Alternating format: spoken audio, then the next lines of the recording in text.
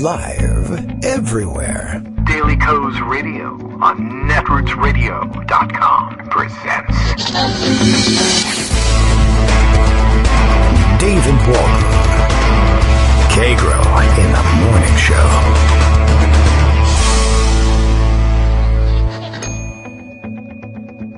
Now, here's David Waldman. Hey, good morning, everybody. How you doing? It is Monday, February 10th, 2020. How'd you do in the Oscars? Did you win? Congratulations. Are you the first person to win for, for a foreign language film? That's the big news, I guess, from the Oscars. You know, the Oscars, not something we follow all that closely on the show, but always in the background as a cultural phenomenon. Everybody's got something to talk about the Oscars, I suppose, if you really push and prod. But I haven't seen any of the movies. That's not unusual for me. But, it's always interesting to follow what people are saying about it online. And people were excited about what was it? Parasite, the South Korean film. And I guess the first film in a foreign language to actually win the Oscar for Best Picture. So, historical. And they brought a large crowd with them on stage, and so that was kind of exciting. And I don't know, I had the sound off at the time for the most part because I was talking to people, but I saw the audience members, the celebrity audience members, waving their hands wildly at, trying to get the sound back up and the lights back up when they tried to rush it wasn't really rush, but it looked like the crowd that was up there to accept the Oscar for Best Picture was done speaking. But no, they had more to say. So, they left they let them come back on and finish everything up. And, I don't know, what else is new? Oh, yes, right, there was some interesting, I did catch one speech, and unfortunately, it was the rather long Joaquin Phoenix speech for, his Best Actor award. So, there was that. And that went on for a while, and everything that you dread from a Hollywood speech, for the most part. There's always politics, of course, and you can't really totally avoid that, but it is interesting when it careens into other areas, which, it's not that he's speaking without basis or without a point or personal conviction. I don't know. But I guess when your speech gets into the territory of you're all demons for putting milk in your coffee, then it's like, well, we need to be brought along, I think, on that journey before you spring that one on us. Not that there isn't a point to it, and a good one at that, but I don't know what to tell you about that. That's something, like I said, that sort of has to be a personal journey, and I guess it's a lot easier to have a personal journey like that if, for instance, you have more or less limitless resources, and so you can afford to do things like, personal assistance, get me some, whatever it is, oat milk, soy milk, whatever substitute it is that you happen to be into.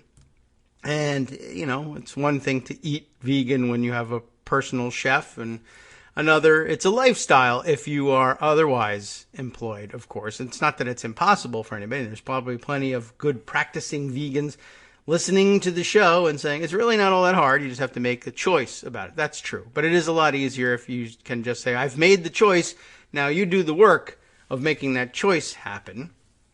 But it's not that I wouldn't walk away from it, certainly. I guess if I had the resources at my disposal to be able to do something like that, I'd be eating fantastically and possibly saving a small slice of the earth along the way. It was interesting. It's an insight into sort of celebrity views of the world, which are always a little weird and distorted, but who knows? Maybe they're living in the real world and we're all the ones hallucinating the nonsense and the nightmare. After all, we have to live with the consequences of Donald Trump, and not all that many of them really do. All right, Greg Dworkin is on the way. He's got something to say about all the Oscar winners, I'm sure. And it's time for your speech now, Greg. We'll let you have as long as you want, 45 seconds, 45 minutes. You just condemn whatever dairy products you like. Go ahead. Good morning. Hi. You missed the Oscar speeches. Yeah, I mostly I think did too. last time I actually watch the Oscars was when Billy Crystal was hosting. Ah, well. It's been a while. Yeah, I was not tuned in, but as I said, I happened to. I don't read get about out much, So after Yeah. they decide who the good pictures are, I like to go watch the pictures I haven't seen, which is most of them. Yeah. What we missed was Joaquin Phoenix winning Best Actor for the Joker, or Joker. There's no the in it, I think. And I think he wanted to was talk shot about in the Ukraine, right? Yes, right, exactly, and the Darfur and and other the places. But I don't know whether he was doing an environmental bent on it or a humanitarian. I don't know, but he got very. Well, this is his thing, I guess. I don't know. This is what he chose to spend his time on, and so I come away with the impression that he's an animal rights, vegan kind of person. And as far as I could tell, we were being excoriated for putting milk in our cereal or coffee because we've stolen it from cows, which, I guess in theory is true. But there was no anti-vaccination nonsense from Hollywood, hopefully. Part of the reason for that, of course, is we have this spreading coronavirus. Yeah. It makes they figured that would anti-vax be stuff not so problematic. cool. That's true. I don't think I heard any of that, but I wasn't listening for it. But that was the big Hollywood moment. Like what? Right. I mean, Hollywood in a nutshell is vaccination is terrible and everybody should be anti-vaccination. But if there happens to be one created for the coronavirus, I want mine first. Yeah. That's basically Hollywood. Well, that's money, and that's what Hollywood's Well, hello. Yeah. So, what's the difference? Right. Liberal money, conservative money. Money's in money. the end, yeah. Speaking of money, we'll get to Mike Bloomberg and the Democratic primary in a minute, but I did want to focus a couple of things about coronavirus so that people are aware. Okay, sure. Some new data coming out over the weekend. Some of it good, some of it not so good. The good stuff is that it's not nearly as severe as SARS was back in 2003 in Toronto, or the even more deadly Middle East respiratory virus, the one you get from kissing camels, I guess. Right. But forgot that's what the like ME both was. of them, they're coronaviruses. And this particular novel coronavirus is something that actually spreads fairly easily within hospitals. So it's what's called a nosocomial transmission. That's what happened with SARS. As scary as SARS was, it was actually a medical personnel epidemic. Yes. That if you worked in a hospital trying to take care of SARS patients, you might get sick, and that was bad. And so people needed to learn how to do proper infection control. And Tom Frieden, who used to run the CDC for Obama, published an article in on CNN, talked about it, I suppose. There's probably video to go with it. So if you look at the article, just be aware there might be one of those annoying self-playing things. Yes. But a study published Friday in the medical journal JAMA, Journal of the American Medical Association, found that 41% of the first 138 patients diagnosed at one hospital in Wuhan, China, were presumed to be infected in that hospital. That's big news. Oh.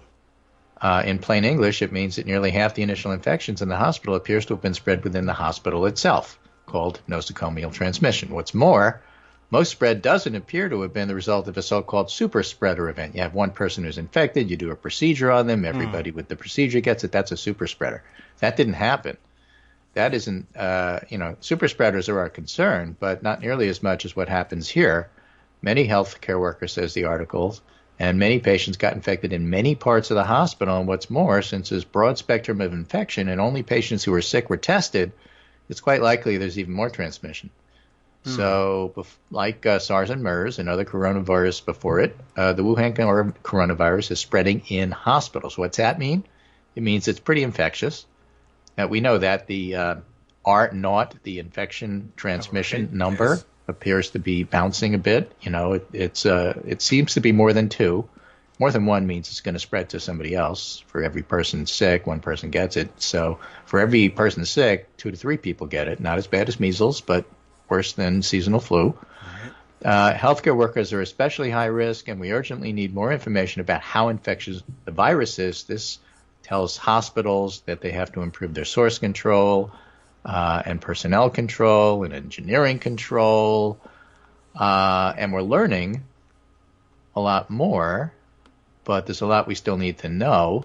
And the other side of the coin is looking at the big picture. Lots of infection in China, but countries surrounding China are starting to get to be anti-Chinese, and except for Thailand, which is a big tourist destination for Chinese, banning people from coming and starting the discrimination against, if you're from China, you must be infected kind of stuff, which is, terrible, but we sought to happening. avoid. Yes, avoid hospitals would be better. The UK is now declaring coronavirus a health emergency, and that allows them to do isolation and quarantine. Remember, isolation is putting somebody sick in your room until you get better, and quarantine is putting the rest of the family who isn't sick in the house until you get better. So quarantine is a much bigger step, and it's a much more invasive step, and it's a much more libertarian step.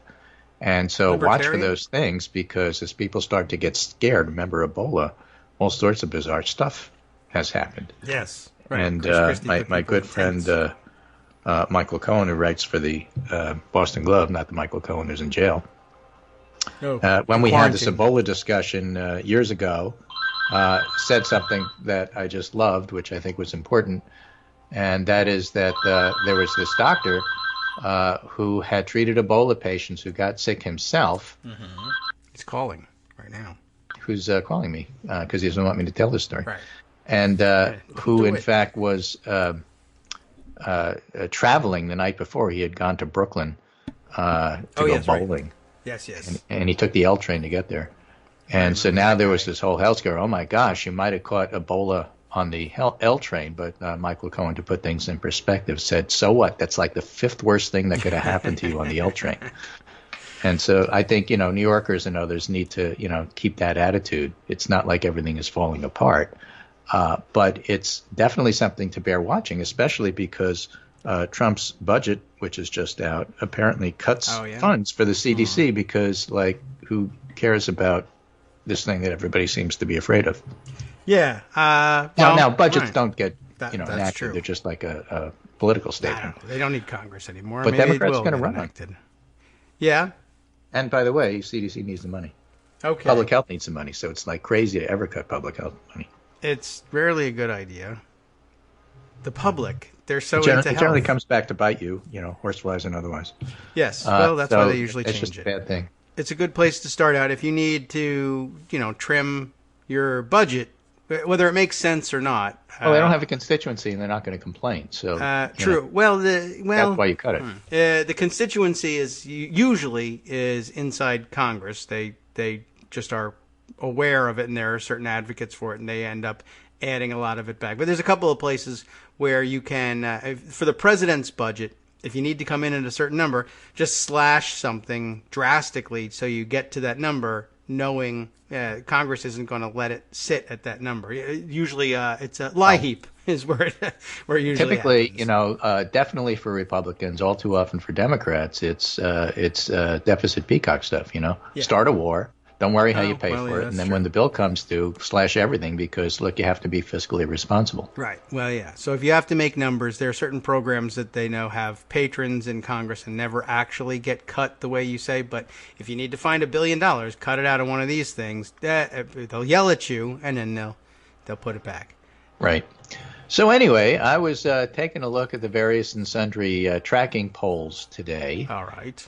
And, of interest, of course, the civics poll turned out to be fairly accurate when it came to predicting what was going to happen in Iowa, at least as far as we know from the vote.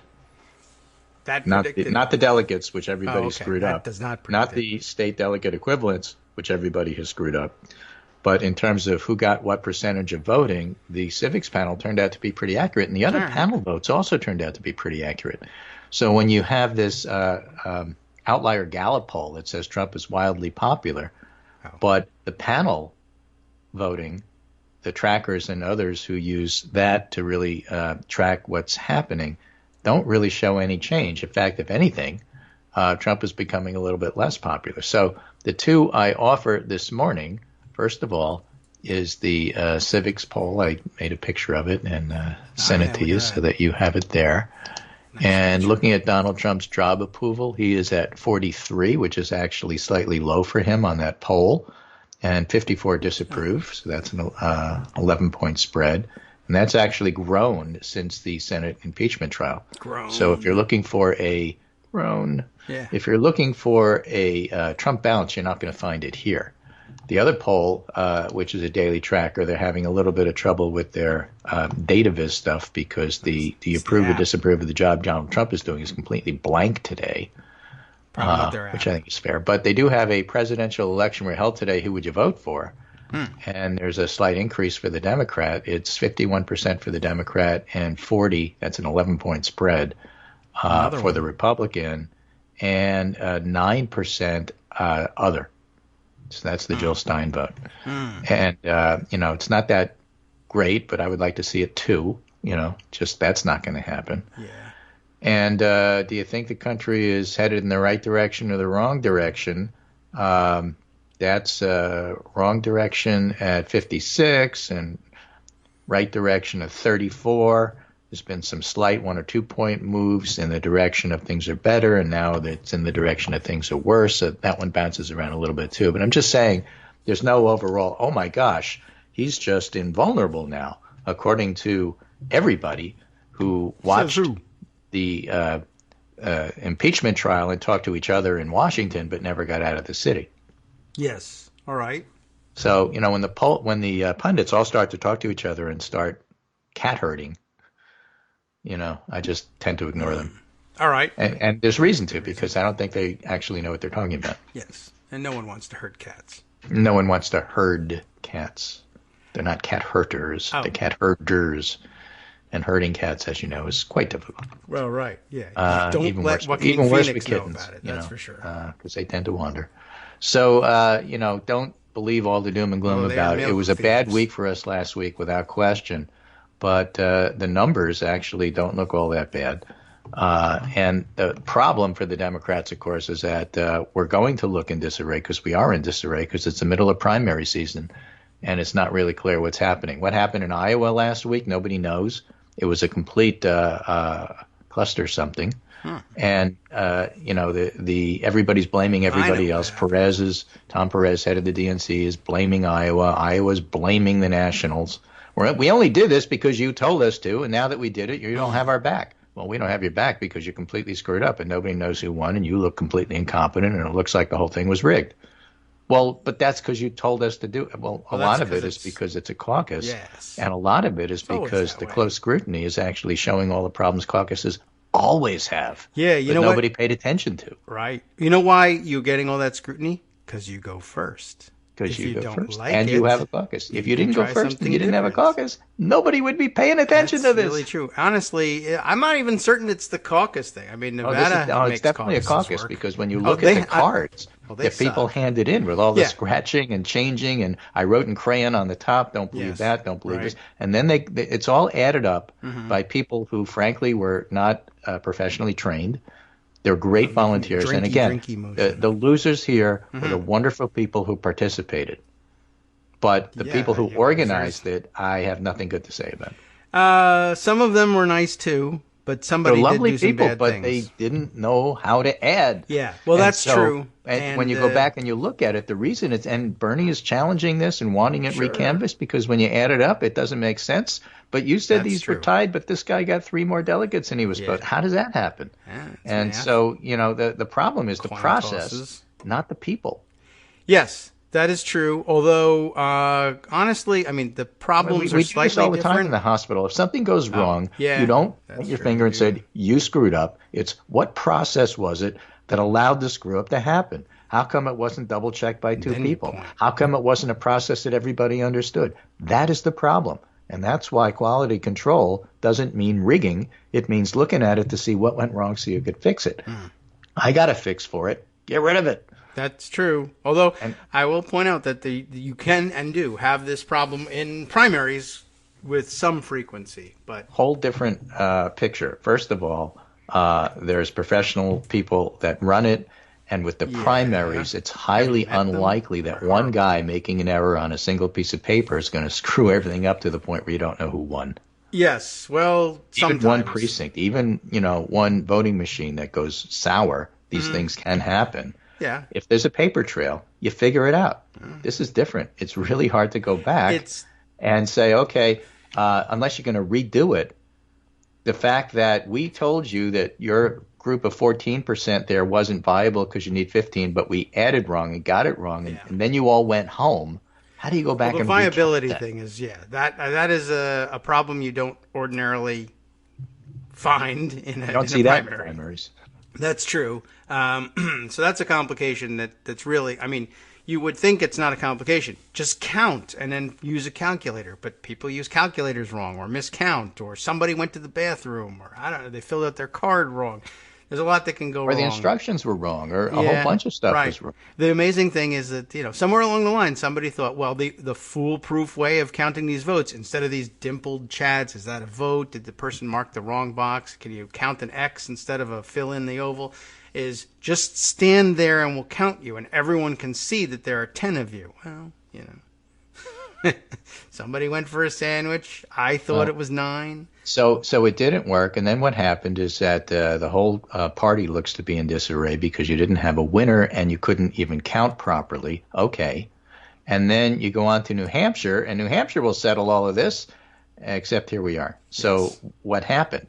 Pete Buttigieg, Mayor Pete, Pete formerly known as Mayor, claimed the mantle of winner, and given that he got more delegates out of it officially, he could. There you go. So he winds up claiming early that he won without the vote being in, but nonetheless he did, pissing off everybody who's not a Pete Buttigieg supporter, and goes into New Hampshire with the momentum, and he picks up strength in the polls, and New Hampshireites look at him and say, okay, fine. And then there's a debate, and then he loses a few points, and as they look at him more closely, he loses a few points. That puts Bernie in a pretty good position for tomorrow.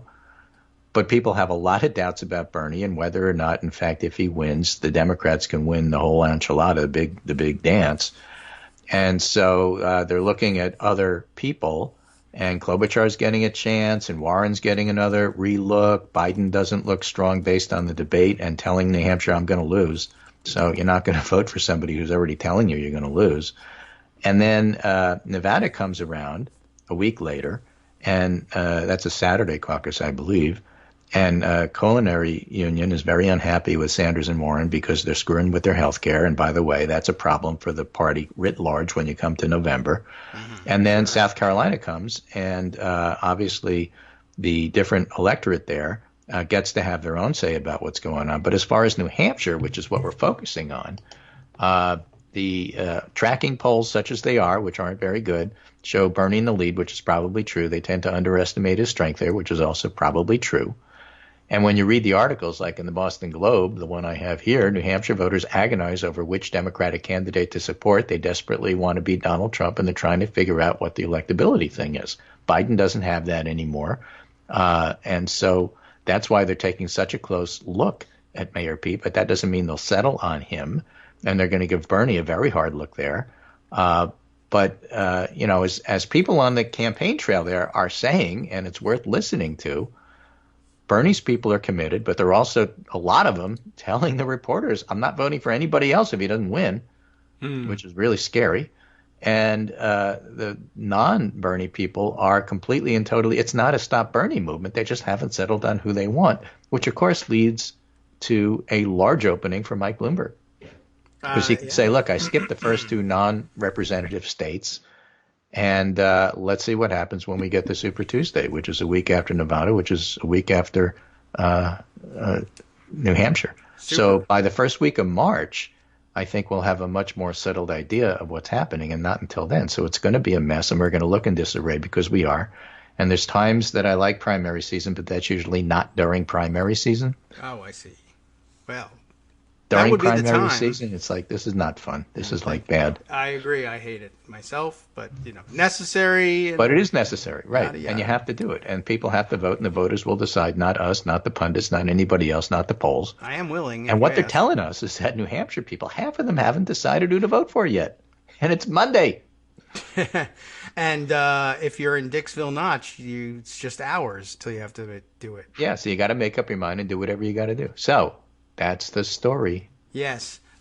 Speaking of, voting like around now, I see the comment here from our listener, Mad Hatter, who Hi, Mad reminds Hatter. us, yes, early voting is starting in many places. Texas also will, on Tuesday, while everybody's watching Dixville Minnesota. Notch Isn't there and what a else? bunch of places that There do it? are, I guess. He names Texas because reason. And he may be, I don't know, or is he Texan? Or just, it's Texas, so you got to mention it. And it's a big state, and it's for real, and different I don't know in if they're many voting ways from first, New but they're Hampshire. voting bigger. But yes, right. Everything is bigger in Texas. You just make a large. The ballots are huge. That's the thing in Texas. Alaska's bigger, not after it melts. These things go by for a long time. Except that when I was a kid, that was funny. Now that Alaska's actually melting, it's not so funny. Yeah, well, Which, by the way, is one of the out, things that was it? missing from the debate. Nobody really was talking about climate change. That's true too. Although, I thought they had some focus in mind, but I didn't watch it, so I don't know. But there you have it. The point is, not only will Dixville Notch's 5-10 people be voting, but actual large state Texas. I wonder if it's going to affect early voting turnout, the fact that nobody knows what the hell they're going to do or who will be on the ballot when it gets around. I wouldn't want to vote too early if I was unsure. But I'm certainly sure of everything I do, so let me at it. Right. Anyway, so while the Democrats try to figure out what's going on, the Justice Department is refusing to comment on Lindsey Graham's claim that Bill Barr is taking the dirt that the Bidens directly from Trump's personal lawyer, Rudy Giuliani, because impeachment, who cares? Yes. So the House Democrats ought to get on that, says Greg Sargent. I think he's absolutely right. He's correct. It's weird. I'm not certain why he admitted to that. I think they wanted to keep that quiet, but I don't know. Sometimes they brag about their crimes. So, that's a real huge problem. Rudy Giuliani is under investigation by the Department of Justice. He's not supposed to be. Although sometimes people who are under investigation end up as confidential sources. It's true. It happens with mobsters all the time. Welcome home, Rudy. Okay.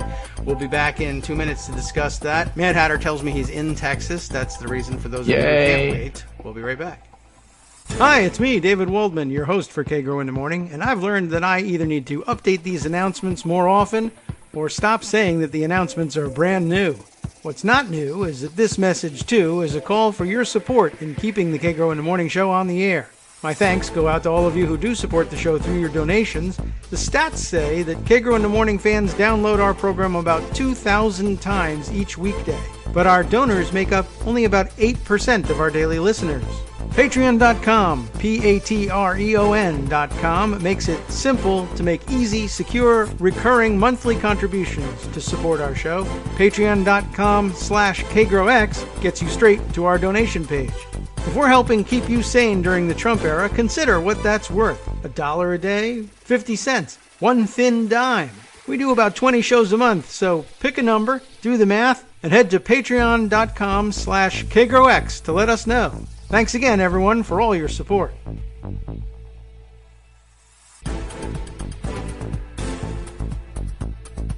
Welcome back to the Kagro in the Morning Show here on Netroots Radio, and let's see, we're jumping back in with, I don't know, do you want to go in a different direction? I will say this, I have a growing reserve of Iowa caucus analyses, but I'm not certain how much we all want to continue to talk about it, but with the Nevada ones coming.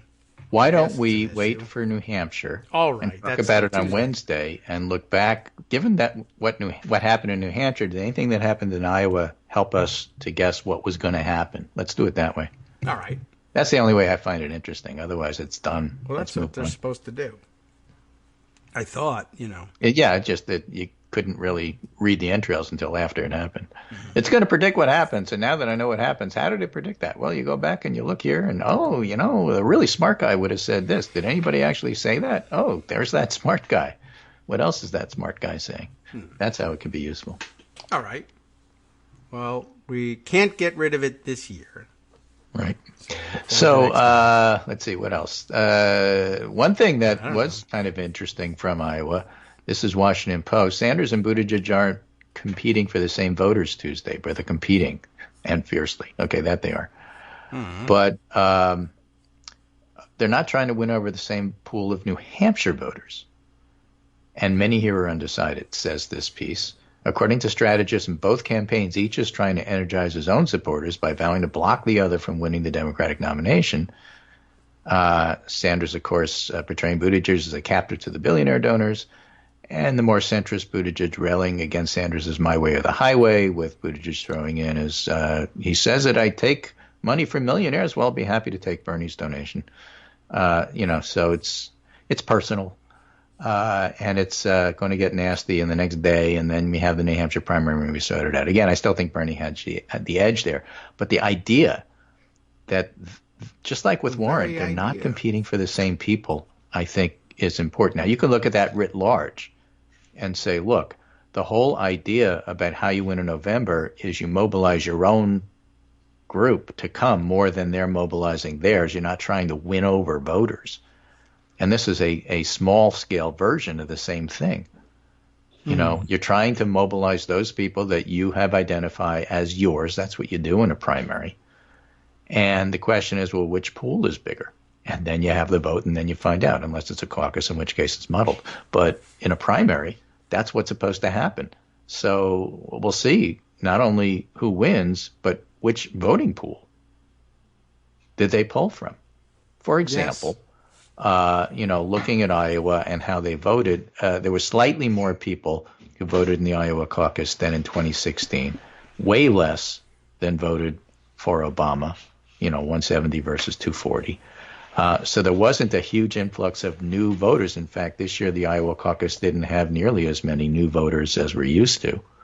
So for those people making the claim that, well, I can bring in new voters, you have to ask the question, where are they? We have reasons for thinking we know where they are.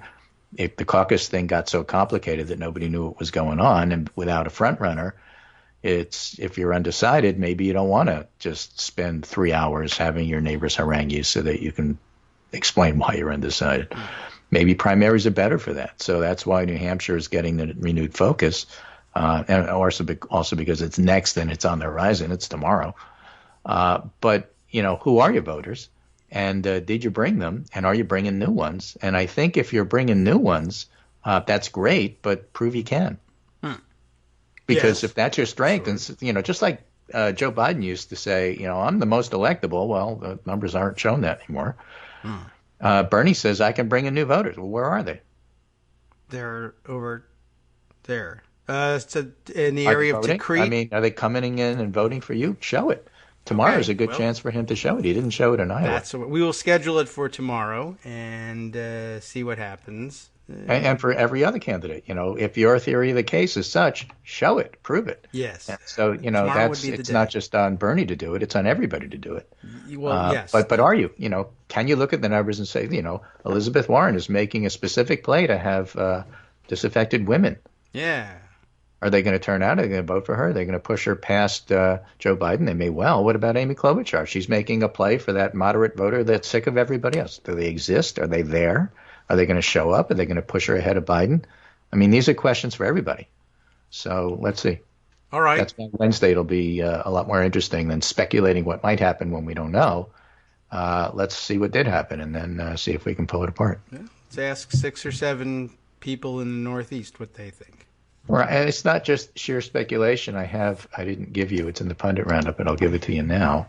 Here is some Iowa musings about that very thing. The argument for the Democrats nominating a sharply left-leaning candidate like Sanders usually goes something like this: his mobilization of otherwise disaffected voters will compensate for any loss of moderates turned off by his policies. Hint, there's a lot of moderates. Iowa Democratic Caucus turnout year 2008, 240,000. First-time caucus goers, 57%.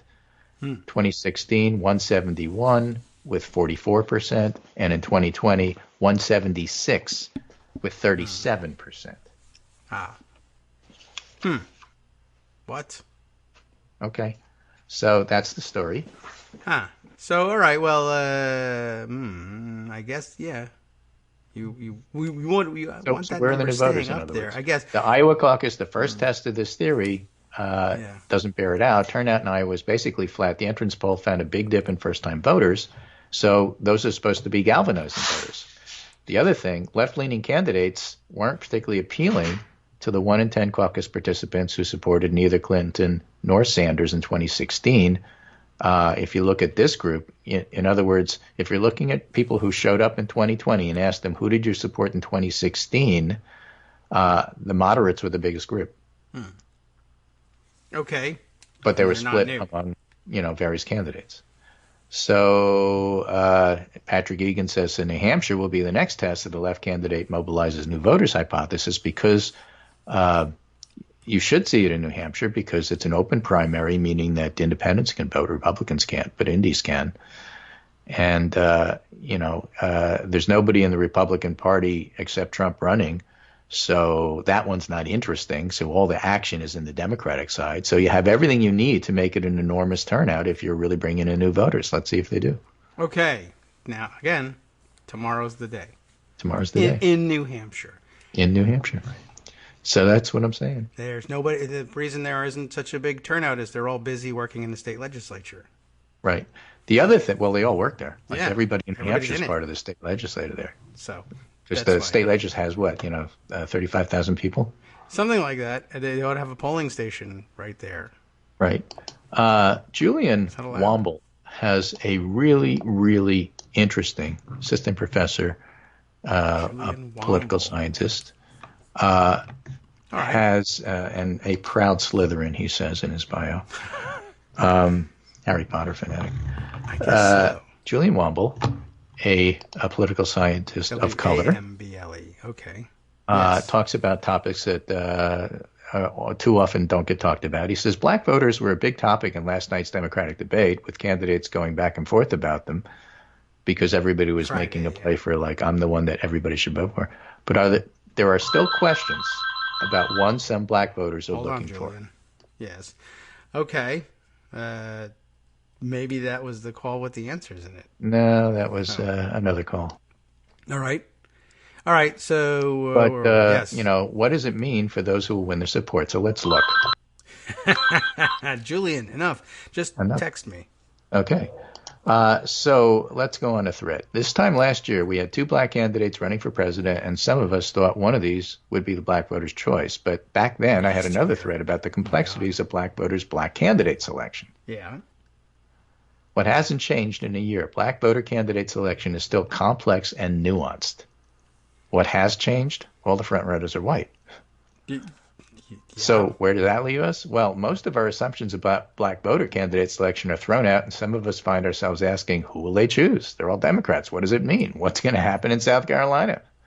So now black voters having to choose between white Democratic candidates is nothing new, but the attention to their candidate selection process is. So I can't and won't tell you who black voters will choose because I'm not psychic. Oh. And we are complex strategic political actors. I can provide some insight from my research on the consideration many but not all black voters make when choosing candidates to support. In my research, I draw on the unique historical narrative of black Americans and argue that many black voters are looking for some signal of a candidate's commitment to placing the group's interest above their self-interest, or what I would call community commitment. And how this commitment looks and affects black voters' candidate preference depends on a variety of factors, but what's clear is not signaling some commitment to black voters and hoping the democraticness will get you support. That's not going to work. So, like, I'm a Democrat, you should support me. No. So candidates have to signal the commitment. And what might those signals look like? They can take many forms. One might be policy. That'd be a good one. That's very traditional. Here's a piece he cites from the New York Times. The big ask of black voters, trust the government. Bernie Sanders, Elizabeth Warren, and Pete Buttigieg are trying to woo older black voters with policy. Those policies may be why they're struggling to win their support. Another might be highlighting a connection one has with an important figure and are symbols for many within the black community, like Biden playing the Obama card. Or Ayanna Presley backing Elizabeth Warren. It's examples of that. Okay. Right? Yes. Another might be highlighting past sacrifices made for black people. So that's Bernie Sanders. Or another could be found in ads like Pete Buttigieg. The black experience shapes the American experience. I join millions across the country celebrating Black History Month. Or perhaps a candidate uses all of them throughout a campaign. So there's lots of ways people can signal their commitment, but I find that every signal doesn't have the same effect on black voters' candidate evaluations because the perceived commitment may vary based on the kind of signal they use. For example, personal sacrifice versus social connection. It's also important to note that the signals are not happening in a political vacuum, then that means their influence and effect will vary based on other factors because it's politics, so there's a lot going on. Yes. But we know the signals matter. Okay, and Eugene Scott, for example, political reporter, also person of color, tweeted this on February 7th. 3 white men are on a presidential debate stage arguing over which one is loved more by black people. Oh. Takeaway, many black voters are driven by a desire to optimize their candidate choice by choosing a candidate whose commitment to prioritize the group is the most apparent and well established. In other words, I want to see the receipts. All right. For a more detailed discussion, he gives an academic paper. But see, the point of all of that is that that kind of commitment is important, but it has to be real. And that's why I'm paying so much attention to South Carolina, not because it's Joe Biden's backstop, but because the South Carolinian voters are exactly the pragmatic voters that Julian Womble's talking about. And I'm looking to see where they're going, and that'll help to tell me, where everybody's going. Yeah, and they're early too, Early-ish. Yeah. I mean, yeah. Why don't we bump them up? Same with Nevada and the culinary union. What are they going to do? I don't know. That's all important. So if you got a bunch of white guys running, it's really important if you're a Democrat and really if you're a human being to look and see where people of color and those voters are going to go. Yes. Well, we'll find out some answer of some kind, and what it means, I don't know. I guess we'll have to do post-game analysis on South Carolina to figure it out. And I don't know. What if they just split evenly among a bunch of white people? Yep. Like, I don't know. Roll the dice. Anyway, that's my segment for today. A lot that we don't know. The uncertainty is bothersome because everybody likes to be certain. But I would just not promise you that Trump is going to lose. I'm simply telling you that the numbers are and saying that there's huge swell of support for him. If anything, it's the same or slight enough in the Democrats' direction so that you can say it's not in Trump's direction. The movement is tiny, okay. But there's no a groundswell of support. There's no Trump bump. And at the same time, the Democrats feel like they're in disarray because it's primary season when we're not sure what we're going to do yet. Well, yeah, that's what we have to do in deciding on a candidate. We are in disarray, but it's planned disarray. But that bothers the media. That's why they look Dixon Notch. All right, I'm going to go answer that phone this time. Yeah. And I'll talk to you, and I'll see you on Wednesday. All right, very good. We'll plan for that. Thanks, Greg. And we'll find out who's calling so insistently. And does that not have a ringer off button? I guess is the next one. Maybe it's in a super important hotline, and the Russians are calling, and there's going to be a nuclear war if we don't answer. I don't really know what the deal is on that one. All right, let's see. A couple of other things out there. I grabbed this tweet without being able to read the screen cap that goes with it. But I wanted to grab it because we keep hinting at the fact that Nevada is coming up early. They're coming up soon, and they caucus these days as well. And people keep worrying. And in fact, I did see some attention paid over the weekend to the fact that I guess the Nevada caucus organization, the management behind the statewide effort to hold these caucuses has, for one thing, I guess, distributed from the party at some level some iPads for those in charge of the local precincts and responsible for recording and reporting the results have got iPads to use, which of course means that there has to be some sort of software solution on the iPad.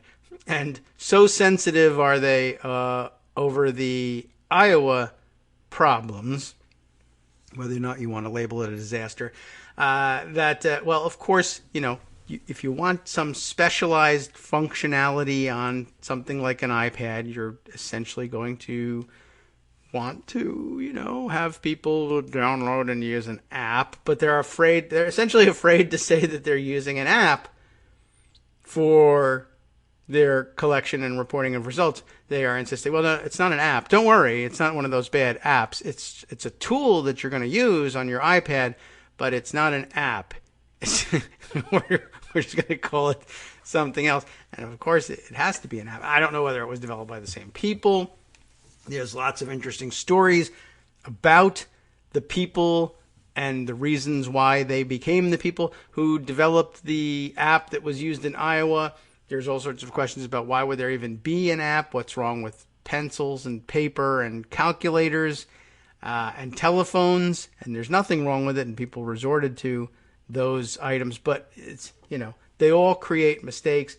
I don't know whether there was ever any consensus that if you just used a standardized, computerized platform for doing the reporting, that there would be fewer mistakes, but there's humans using it, and so there's always going to be mistakes. I don't know. But lots of reporting also about, just the run-of-the-mill stuff, like, okay, the app sucked and it didn't work, and it had bugs, and if you perhaps had gone with a developer of the app who was used to, had put apps in the field before that had dealt with giant spikes in usage, then they might have avoided some of the problems. But instead, it was someone else, and there's, theories of corruption behind it, and there's sort of a kind of a, the softest sort of corruption, like someone at the decision-making desk becomes convinced of the idea that having an app is a good idea, even though you don't really need one. But everyone loves apps. People love apps. And you sort of become convinced of that, and then the people say, so why don't you pay us to do that? We'll do an app for you. You already know me, you trust me, and it's so on the one hand, you look at it, the same story viewed by one person is, well, this is horrible, corrupt cronyism, and you look at it from the other perspective, like, it's not such a bad idea to have an app. I know you're a decent person. It may not be a decent person. You might have a warped sense of who's a decent person, but, they're friends of yours, and that's where the mistake starts to seep in. Well, they're a nice guy. It assures me that they can develop an app. How hard could it be? The app has to have some numbers entered into it, and you push a button, and it gets sent to it. It's the simplest kind of app you could possibly make. And they're a friend of mine, so I believe that they can make it. When they say they can do it, I believe them. But the problem starts with they're a friend of mine, because somebody else who's either not a friend of yours or is adversely affected by the failure of the app then says, friend of yours, that's cronyism. Oh, gosh, you know what? You're right, now that I think about it. I mean, it didn't seem that way at the time, but I guess it is. And now that you mention it, money changed hands, so that kind of is cronyism. So there's all of this going on. And now we fear perhaps the same and worse from Nevada. Nevada, a newer caucus state, by the way, I think, right? And I grabbed this tweet from, let's see. Oh, first of all, let's bring it up on screen. That would be helpful. Adrian Carrasquillo, I guess is the pronunciation, a reporter for everywhere. Bylines have appeared at NBC News, BuzzFeed, New Republic, and Politico.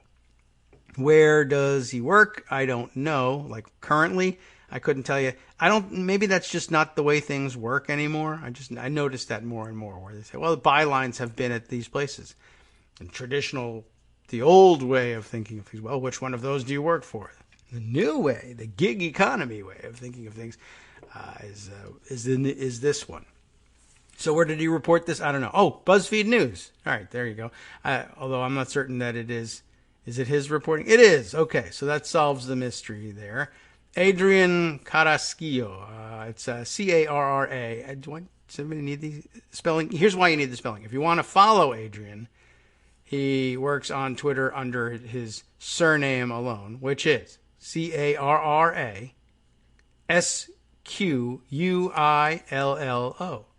So we're going to say that's Carrasquillo. But maybe we're making a mistake. Anyway, here's what he has to say, which is much more important. After the Iowa disaster, And as Nevada caucus nears, a reminder in my story from 2016 that small fires are normal, but Nevada's high-profile caucus isn't that old. And here's a crazy 2008 memory, which he brings up in this story, and we'll take a look at least at the screen grab of it. My point in grabbing it was, one, it's a reminder that the Nevada caucus isn't actually all that old. They've only been doing it a couple times around now. But it's a weird and different kind of caucus because Nevada. My recollection is that it's got a very strange structure to it, and that the story is that it's designed to adapt to the very odd work schedules of the very large unionized workforce centered around Las Vegas, which, is a 24/7 operation because people are addicted to gambling and they're supposed to cater to that.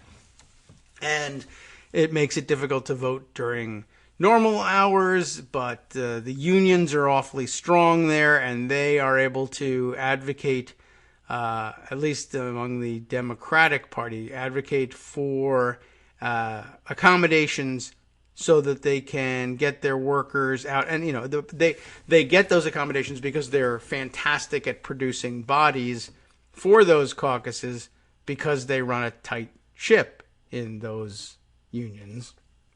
And anyway, it seems to me to be different in kind. Not only the structure of the caucus, it's still a caucus and you still have to count people and, I guess, report results and stuff. But it seems more, like I said, tightly run ship, at least around the Las Vegas area. And as I recall, there's really like two voting centers, like there's two major cities in Nevada as a whole, and everywhere else is sort of this, satellite caucus out in the sticks or whatever. But the real action is in Las Vegas, and those things tend to be run pretty tightly, and so therefore it's sort of professionally run versus the more casually amateur efforts, very often the case in Iowa, or so it would seem. Anyway, let me grab this screen capture that he has here, and then we'll take a look maybe at the full story. The full story, like he says, goes back to 2016, but I guess recalling a 2008 memory in the 2016 piece. The headline of the 2016 piece, again in BuzzFeed, Nevada Democrats quietly scrambling to get more volunteers for caucus. Doesn't really give us much hint as to what's going on. The screen capped part of it, which Adrian introduces by saying small fires are normal, but here's a crazy 2008 memory of Nevada's not that old high-profile caucus. Ramirez, who was in the war room in 2008, I don't know who Ramirez is, but you could find out by reading the whole article, said crazy incidents can occur where more volunteers are needed despite the best efforts of the party. In 2008, for instance, with dozens of phones ringing around him, he received a call from someone who said that the temporary chair sent by the Democratic Party at his precinct had collapsed and had a heart attack. Can't really avoid that all the time. With the caucus packet falling on the caller's foot. Is that bad? Because no one had done a caucus before, people at the precinct told him it must mean he was the new temporary chair. Because it hit him on the foot, I guess. So I don't know whether there's any rules for that one. If the if the chair collapses and has a heart attack, is there a vice chair to take over, or does whoever the packet hit take over? No one really knows. Is he on base at the time? Because if he's on base, he's safe. But if he's off base, he's it. I think that's the way it's supposed to work. That is kind of a crazy memory. But they've never produced quite the disaster. I do remember that Nevada was a particularly sore point in some part of the process in the 2016 primaries, obviously, between Hillary Clinton supporters and Bernie Sanders supporters. And I remember that even the reporting of how the frustrations manifested themselves was controversial. So, I mean, I'm surprised that we didn't hear more about that, but this is I don't know. This is a pre-caucus 2016 piece. So the post-caucus ones probably have more to say about the disorganized nature of Nevada. But it's interesting. So tight ship in terms of people who are on hand who say they know what they're doing, but whether or not the caucus goers would agree that they knew what they were doing is perhaps still up in the air. But definitely different in nature and different in kind.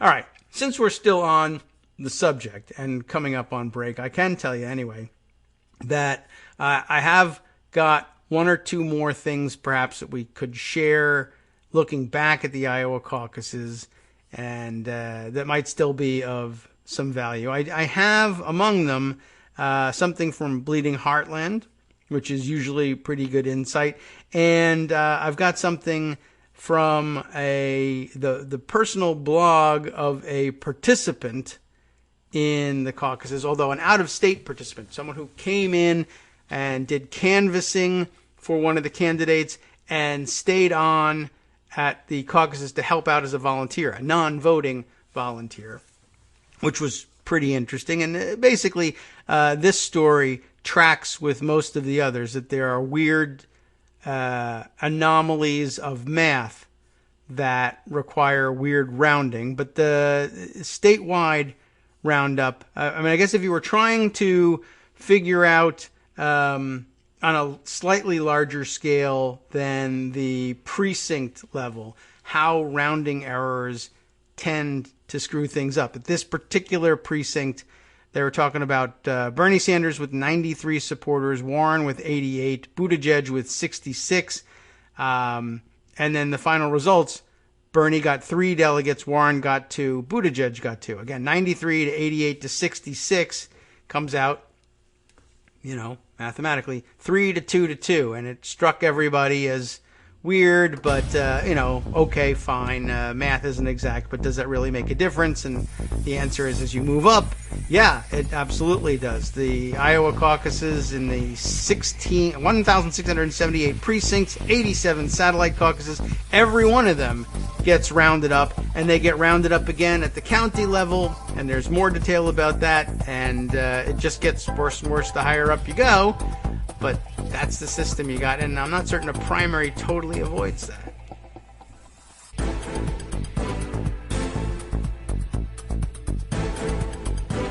All right, welcome back now to the Kagro in the Morning Show here on Netroots Radio. I don't even know if I have to tell you that. I can just dive right back in.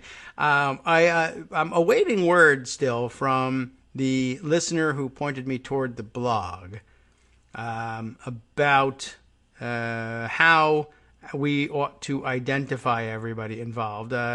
Someone who's been a contributor before and pointed me to stories before, and who I believe we've identified. I think we finally settled on identifying her by her Twitter handle, which if I can double check that right now, and then I'll give it to you. But as I recall, it was Barefoot Gardener, but 2. But let me check on your spelling involved here so that we can give you the right pointer if you want to be following along with the right people here. I might have to scroll around a little bit, though, to make sure I've got it right. I'm going to have to jump back into old emails so that I can find it here. Okay, let's see. Yes, so it's Barefoot Garden. No, she's labels herself as Barefoot Gardener, but the address, the Twitter, all important Twitter address, Barefoot Garden 2.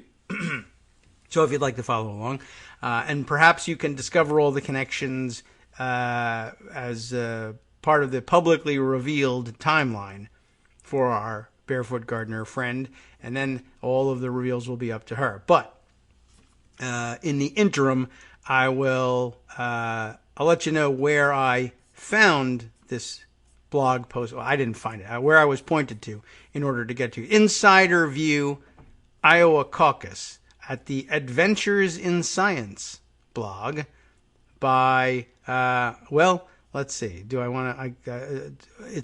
I'll give you. You know what? I'll give you the link in the roundup. You don't necessarily need to go and find the blog and flood it with your many millions of hits during the show. You know how large and popular this show actually is.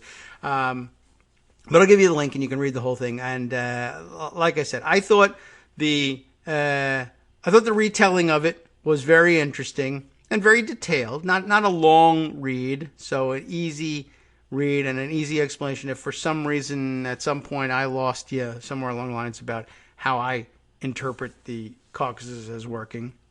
But the interesting additional material is right down here at the bottom, although they talk a little bit about filling out preference cards and how that works. And I guess that is part of the mechanism by which they enforce the rule that if you caucus with a group that on first, what do they call it?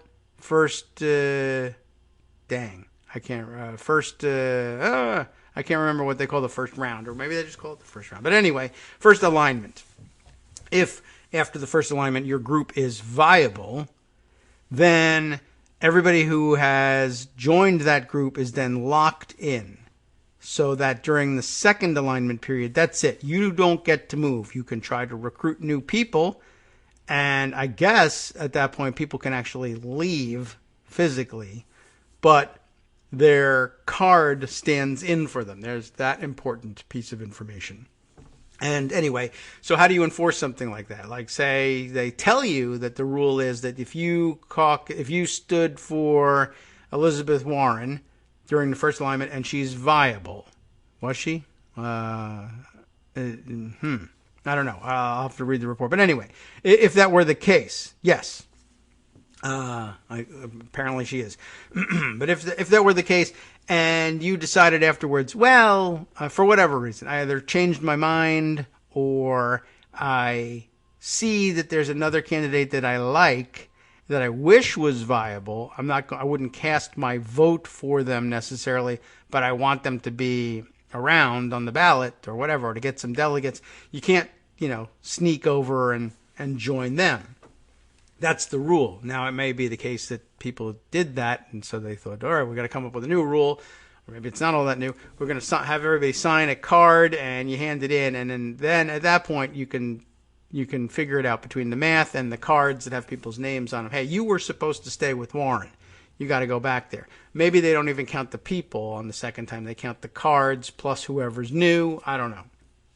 Anyway, I thought that was kind of an interesting dynamic of things and helps explain why you have to fill out the cards. Also interesting and of note in this is that there is, you can caucus for uncommitted. And we did mention that came up a couple of times in the readings of our various articles from Iowa. You can caucus for uncommitted, but, very rarely is that viable. But there's a risk involved in caucusing for uncommitted that our blogger notes here. Caucusing for uncommitted is risky because all supporters of viable groups become locked in after the first round. So if somehow there's lots of people who don't know what to do and they go to uncommitted, if you end up being viable, then that's it. You're locked in and you're going to just stand there for uncommitted. You can't change your mind and commit to somebody. So you got to be pretty sure you don't know what the hell you're doing.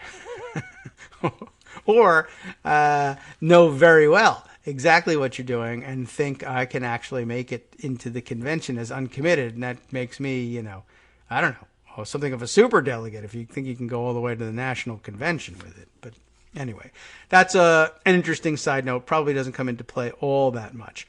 But then more discussion of the distorting effects of the rounding figures. And, it stands to reason. I don't think anybody needs to have a mathematical exploration of why rounding errors compound themselves, but just to sort of lay it out. Like we said here at this particular place with some 200 and something people, 294, 93 Bernie supporters, 88 Warren supporters, 66 Buttigieg supporters. You do the math and it comes up 322 for the 5-7 delegates that they had to distribute from this precinct.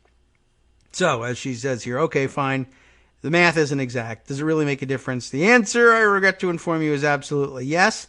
The Iowa caucuses were held in 1,678 precincts and 87 satellite caucuses. All these inequalities added up. And when the state's total results are finally revealed after 3 days, here's what becomes interesting. You round them up as counties. Precincts report into their county. The county says what's going on. And depending on how you divide results, just like with the 3 different sets of results that the Iowa party was putting out, depending on how you divide them up, you get different answers. Buttigieg ends up winning 58 counties in Iowa, which is, as I think we recalled the other day, was 99 counties. So basically 58% of the counties, as counties, go for Buttigieg. Bernie won 20 counties. Now here's your anomaly, and where, the gerrymandering / electoral college effect comes into play. Buttigieg won 58 counties, kicked Bernie's ass, right? 58 counties to 20. He walloped them. Now, okay, but who cares? Counties don't vote. What about people? How did it come out with people? Well, the other way around, actually. It was close, but the other way around. Buttigieg had 43,195 votes. Bernie had 45,826 votes. Who wins? Right? I don't know, because Bernie had more people voting for him. So he wins, right? That's right. Yeah, but the system is we're sending delegates to county conventions, and counties are sending their delegates to the state convention, and that's why you have this, state delegate equivalent thing and da-da-da-da-da. And sorry, there will be more county conventions going on. 38 more county conventions will have a majority of its delegates there on behalf of Buttigieg. Only in 20 counties will you have a majority of the delegates there on behalf of Bernie Sanders. This despite the fact that Bernie had more votes.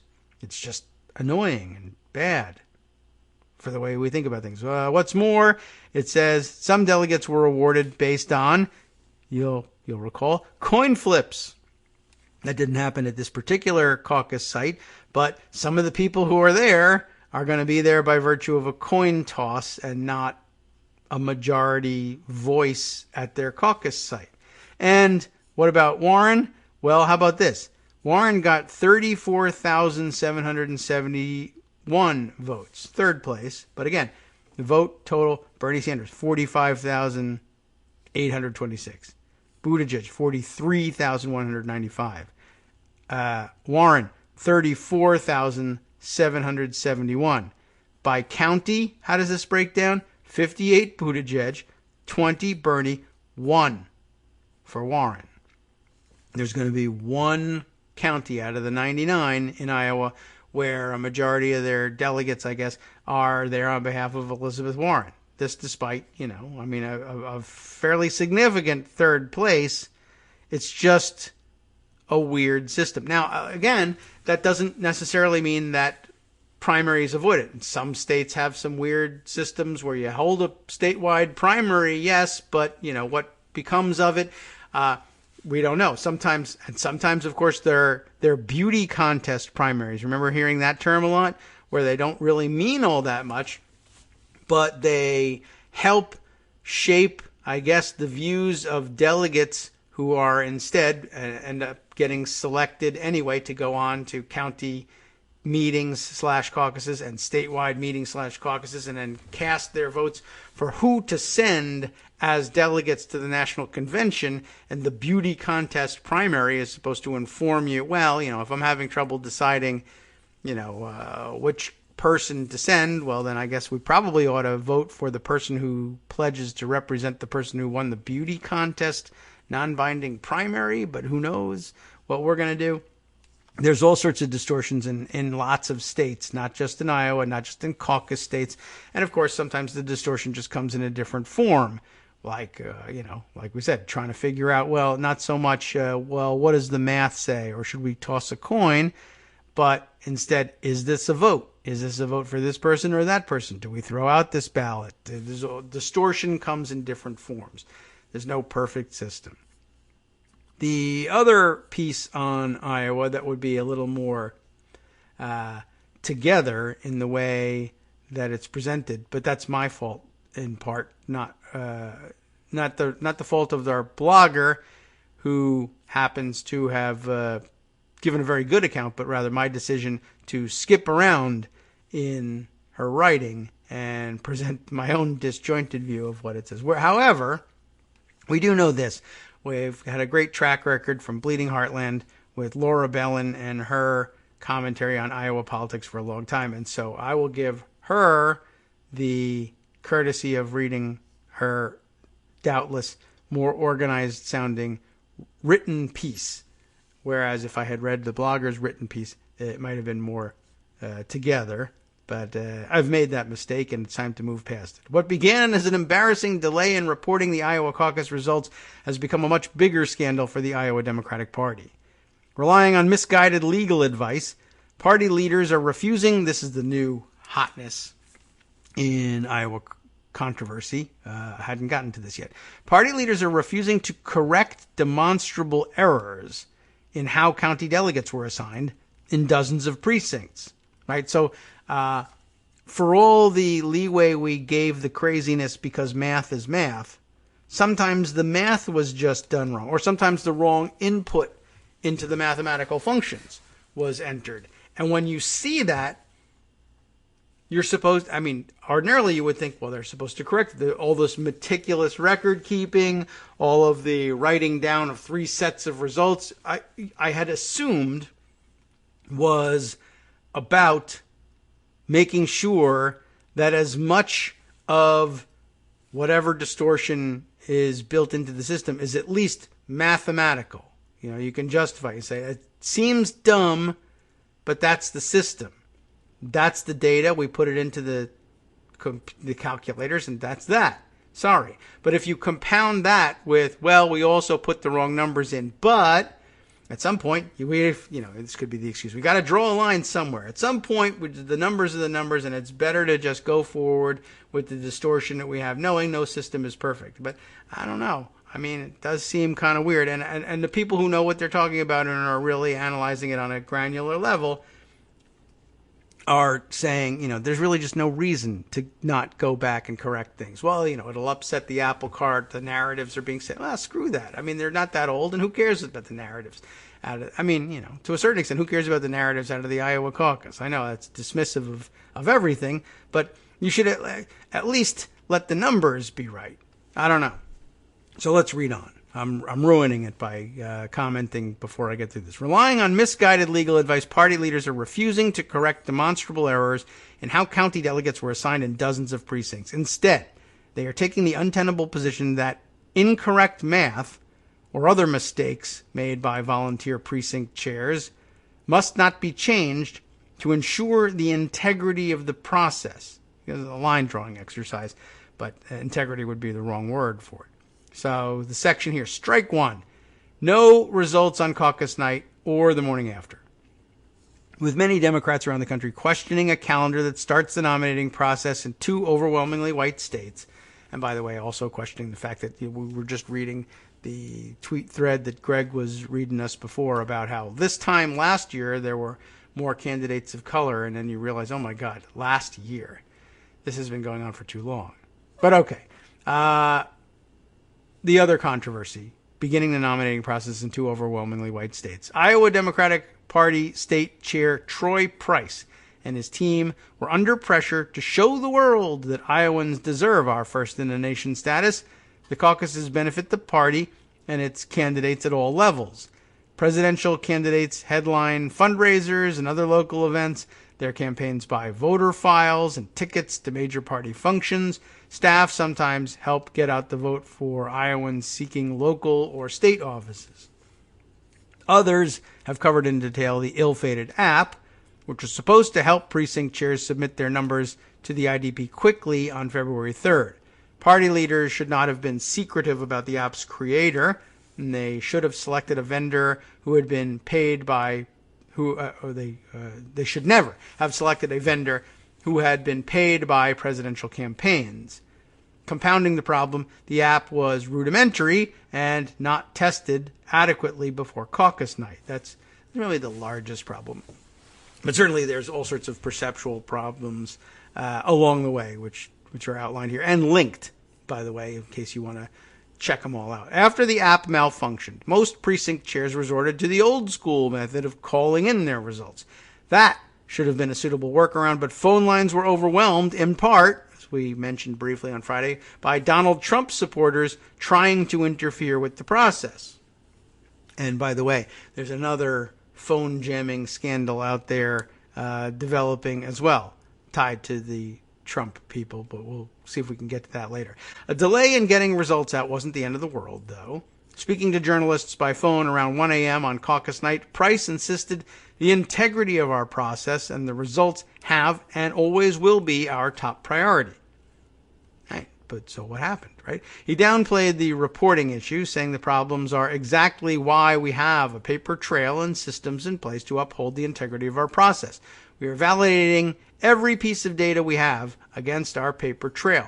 That was like the saving grace of things that night. And now, what?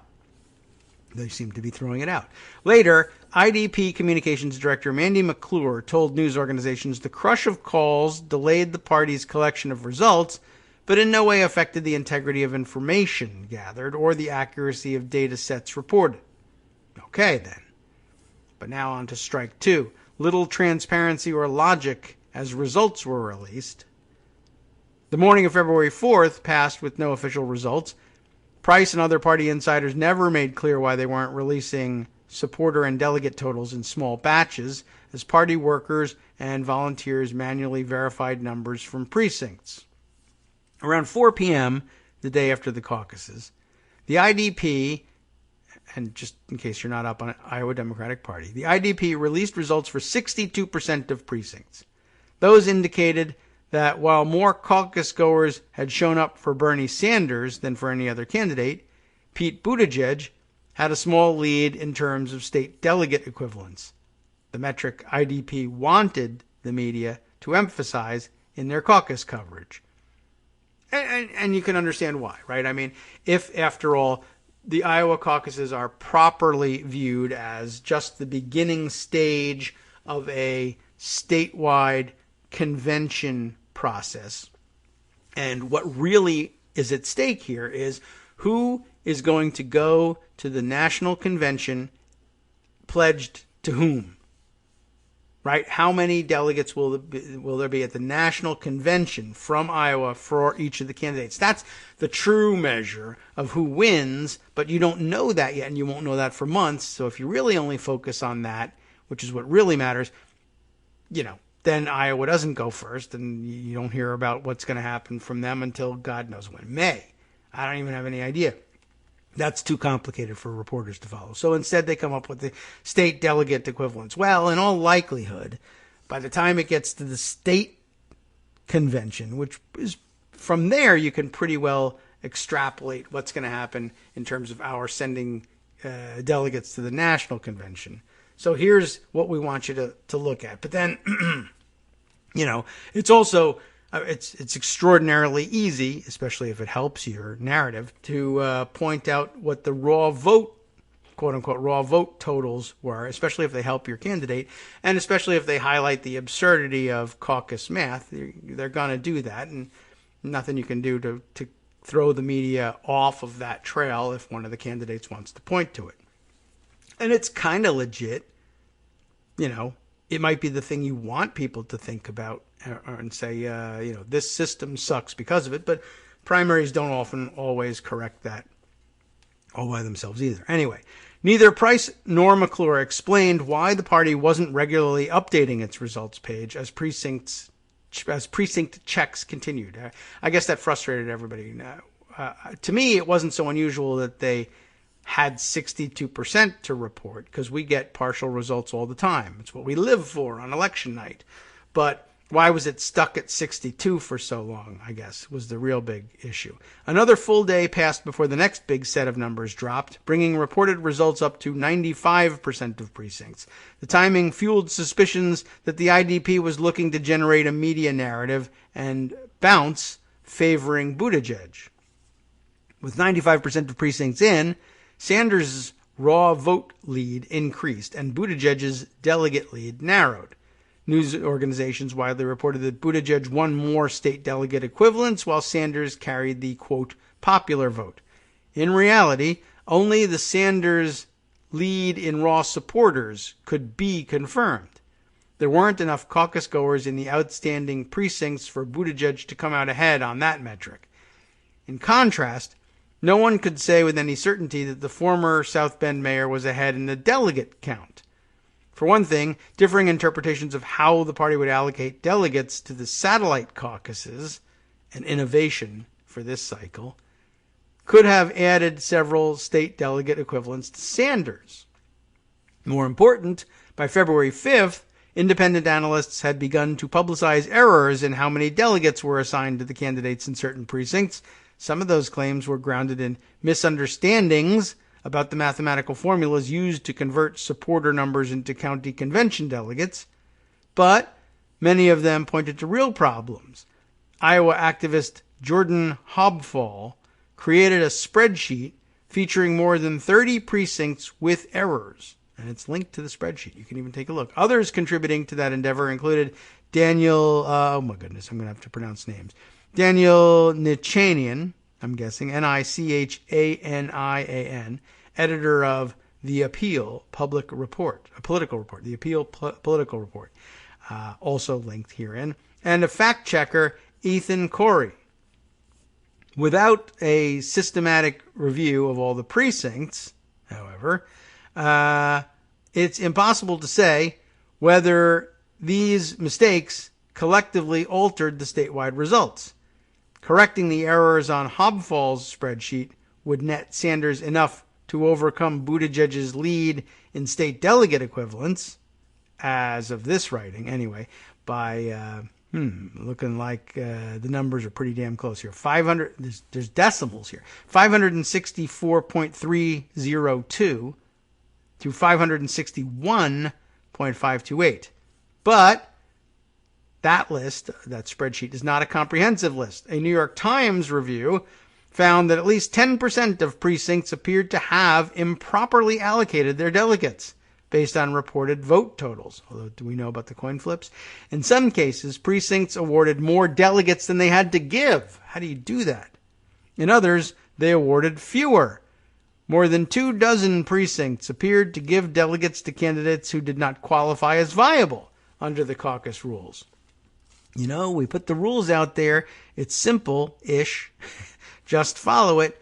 But mistakes get made. And, you know, others accuse the people of cheating instead, whether it's a mistake or not. I can't tell you, but you could squint at it and see it either way. Similarly, she goes on here, Nichanian and Corey identified at least 161 precincts, that's a lot, with some kind of uncorrectable error due to precinct chairs not following all the rules related to viability and realignment. But we read the other day how much confusion there was, so I guess you had to know this was coming. 161 precincts, and what did we read just in the other piece? How many precincts were there? 1,678. So in 161, that's a pretty substantial percentage of them, right? That's about 10% of precincts had something demonstrably effed up happening. That's pretty bad. If those reviews are any indication, scores of precincts didn't assign the right number of county delegates to each candidate. Every county delegate represents a fraction of a state delegate equivalent. Those can add up quickly. Not every problem can be fixed, but the IDP could have adjusted some of the delegate totals where precinct chairs did the math wrong, and Price should have emphatically promised to do so once those precincts were brought to his attention. Here's where things went from incompetence to something worse. Strike 3, the incorrect math must not be changed.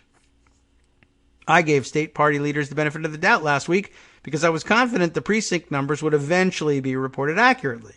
After all, the new rules adopted for the 2020 caucuses improved documentation of where Iowans stood. For the first time, each caucus goer was supposed to sign now we know the answer, presidential preference card stating the first choice candidate and, in some cases, a second choice if that person's favorite was not viable in the precinct. Speaking to reporters on the day the party rolled out the new rules on February 2019, Price characterized the cards as not a ballot, but a way, quote, to recount and record what happens in the room. If the caucus campaign ended in a very close race, as happened in 2016, the IDP would be able to ensure the state's national delegates accurately reflect what happens on caucus night. Recounts were impossible following the 2016 caucuses because on the Democratic side there were no paper records of individual voter preferences. But now we have it. So what are we doing with it? The answer, which I think is nothing, after this. Hi everybody, it's me, David. Let's change things up from the old fundraising pitch for just a minute and talk instead about how you can be a part of our show. If you've got a smartphone or any other electronic recording device, why not sit down and record a segment for us? Read us an important article and give us your take. Or read one of your own original essays, or even just give us your commentary on something you'd like to share that's important to you. Then send the file to me at kagrox@gmail.com and I'll try and work it into the show. Short segments, a few minutes in length, are easiest to fit in. And of course, I can't always guarantee that I'll be able to play everything, but if you've ever shouted at your radio or TV about something you wish was being covered, here's your chance to change that. Make the show your own. Send your submissions to me at kagrox@gmail.com.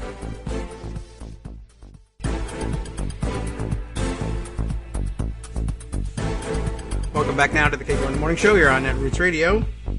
Time for the answer, and I guess probably time to start getting ready to move away from the Iowa thing at some point, but there is much more. So they went through all this trouble to come up with new rules because of the controversies in prior caucuses, because of debates and issues hashed out by the at the DNC level with the Unity and Reform Commission. Point the fingers all over the place. But here's what they did. They made the right decision, I think, to gather up all this data. It's just that they were never really prepared to use it properly to back themselves up, and it seems like inexplicable at this point. So here we left off saying recounts were impossible following the 2016 caucuses because on the Democratic side there were no paper records of individual voter preferences. Iowa Republicans, it turns out, have always collected something like a ballot from each person attending their precinct caucuses. So, okay. Maybe that's a best practice. We adopt it from them. What happens? On the morning after the caucuses, a party news release quoted Price as saying, "While our plan is to release results as soon as possible today, our ultimate goal is to ensure that the integrity and accuracy of the process continues to be upheld." Sounds reasonable, right? Later in the week, the party signaled that it would not be second-guessing precinct chairs unless a presidential campaign requested a recount or recanvass. Well, they will, right? But okay. A February 6th written statement from Price acknowledged that the reporting problems on caucus night were unacceptable. Who cares? I mean, I'm getting fed up with people declaring things unacceptable and then accepting them, by the way. So that's what I mean. Anyway, what he went on to say raised red flags with some emphasis added here. Should any presidential campaign in compliance with the Iowa delegate selection plan request a recanvass, the IDP is prepared. In such a circumstance, and here's our stress here, the IDP will audit the paper records of report as provided by the precinct chairs and signed by representatives of presidential campaigns. This is the official record of the Iowa Democratic Caucus, and we are committed to ensuring the results accurately reflect the preference of Iowans. What about the dozens of precincts where the official records submitted by the precinct chair did not accurately reflect the preference of caucus goers in the room because one candidate received too many or not enough delegates? IDP leaders decided to stick with the flawed official record. That's bad news.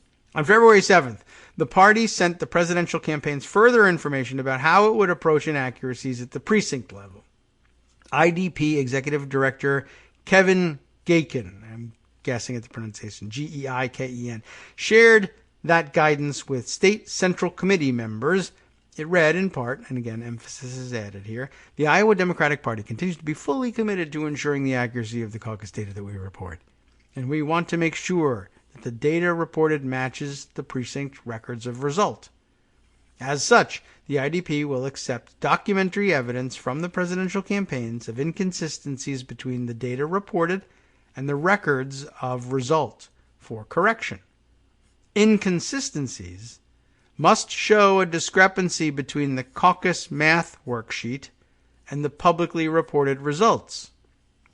If there is a difference between the caucus math worksheet and the publicly reported number, the IDP will correct the public report. In other words, numbers on the worksheet prepared by the precinct chair and signed by campaign volunteers would stand even if independent analysis showed delegates were wrongly assigned. So basically what they're saying here is if the math is wrong, but everybody signs off on the wrong math, the signed off stuff is the official record. So you can check the math of the official record. You just can't check the math that went behind creating the official record. And the official record, I mean, it depends on what the error is, of course. In some cases, the official record will say 2 plus 2 is 4, and that's how many we're going to send out. 4 delegates, 2 for this candidate, 2 for that candidate. And you look at it and you say, that's the official record. Are you appealing it? And you look at it and you say, well, the math is the math. 2 plus 2 is 4. This is correct. And it should be assigned. Now, but what about, the math here is right, and that's the official record. That's the signed document. But then in some cases, you'll be standing there and saying, yes, but this precinct has 5 delegates. Somebody should have got a 3rd delegate, and they didn't. Well, based on this sheet, it's right. Yeah, but based on reality, it's wrong. I know. But the sheet is the thing. I've probably done a bad job explaining it, but you can see how what they're offering to do here. Sometimes, the sheet will prove things. Sometimes you'll have a sheet that says 2 plus 2 is 5, and you can appeal that because it's the official record and say, 2 plus 2 is not 5. We do have reason to change this. But if the error is made somewhere other than the official results sheet, you can't address it. Even if you've got the preference cards, you know how many people there should have been. You know that the math was wrong. You know that it should have said 2 plus 3 on this. 2 plus 3 equals 5 is what it should have said because you have 5 delegates. Instead, you have 2, and God help you if you put 2 plus 2 is 5 and you don't have 5 delegates. You have 4, but you've sent 3 for somebody. I don't know. I guess it would be 2 plus 3 is 5. That's the only way you could have it be consistent on the math sheet. But if you say 2 plus, my math says, I figured it this way. I thought we had 5. And it turns out we only have 4. But I signed the sheet and so did everybody else. So what do? I don't know. I mean, I do know. Me, I say, you don't have 5. You got 4. And I will redo all the math for you. But for somewhere along the line, they decided we're only going to accept, it's an evidentiary question, exactly like an evidentiary question. Just last week, you watched in the impeachment trials where Republicans were commenting all the time when they spoke to the press outside, where the president's counsel would say, there's nobody on the record, there's no witness anywhere on the record who will testify that the president wanted a quid pro quo with Ukraine. And Democrats would point out breathlessly, over and over again. Well, that's because you've manipulated the record here. You won't allow people who know that there was a quid pro quo to testify. So when you say there's nothing on the record about any witness saying there was a quid pro quo, and it's, I know, but there are witnesses who say there was a quid pro quo, and if you let them be part of the record, you'll have a totally different answer. And they say, nope, the record says you didn't prove your case. You can't prove your case if no witnesses saw the president do this. Well, I can't prove the case if you won't let us bring forward witnesses either. No. That's a technicality. The point is, my point point stands. No witnesses are on the record here. That's the direct analogy to here, right? There's lots of errors that have been found, but they're not on the record, or some of them are on the record. Those we'll address. See, we're not closed-minded, but the rest of them, no. We had to make a decision about what we will accept as part of our recanvass and what we won't. And remember, that too is a term of art. We've learned from other places that have primaries or are, balloting in the general election, where they just have straight up, balloting. And there's a difference between a recanvass and a recount, right? In a general election, where you say a recanvass is where we take the total sheets from each of the precincts and add up all the numbers on all those precincts and get the answer. A recount is where we go back and we say, show us the ballots so that we can figure out whether the information on the precinct's tally sheet is correct. Two different kinds of double checking.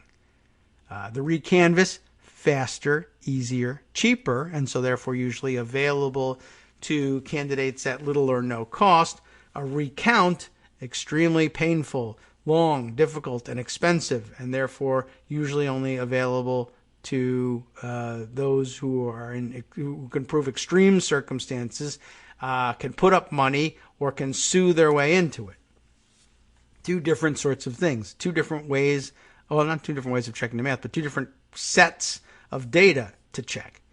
Back to Bleeding Heartland. In other words, numbers on the worksheet prepared by the precinct chair and signed by campaign volunteers would stand, even if independent analysis showed delegates were wrongly assigned.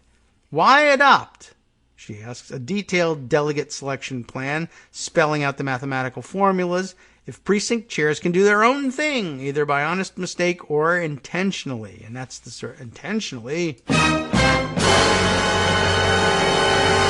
Well, we don't know if anybody did it intentionally or not, but that's going to arise when you have not gotten your way on something, but suspect that maybe you should have, and maybe you're even right.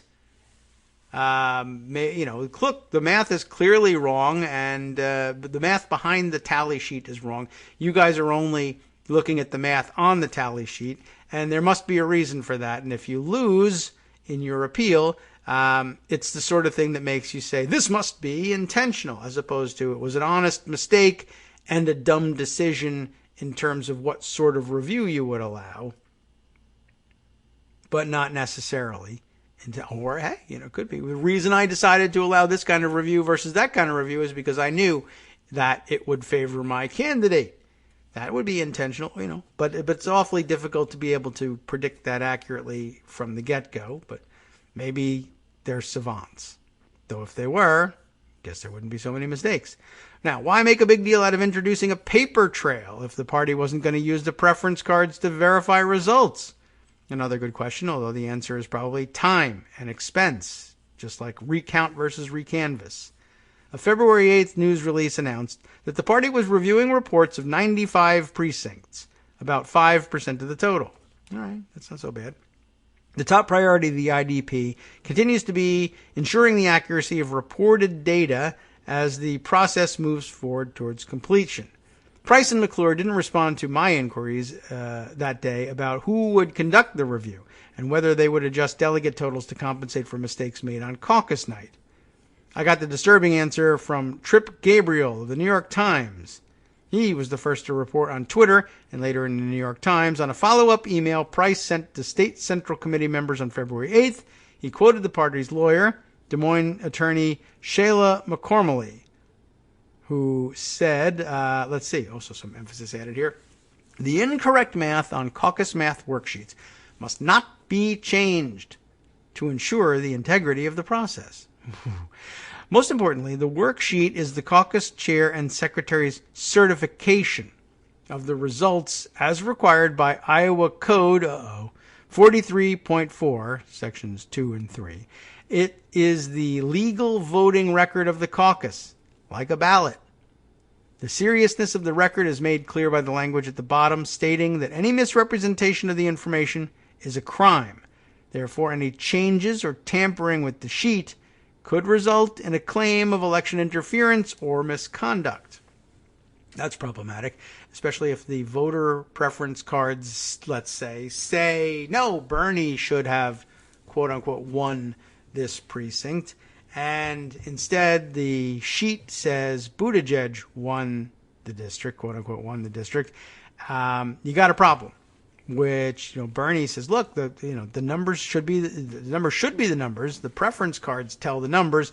Yes, but if I change what's on this sheet, will I be charged with a crime on the complaint of the Buttigieg campaign or anybody else for that matter?